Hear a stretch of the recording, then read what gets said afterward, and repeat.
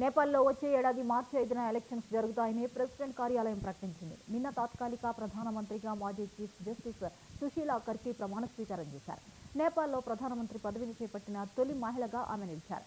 ప్రమాణ స్వీకారం తర్వాత సుశీలా నేతృత్వంలో జరిగిన తొలి కేబినెట్ సమావేశంలో పార్లమెంటు రద్దుకు ఆమోదం తెలిపారు.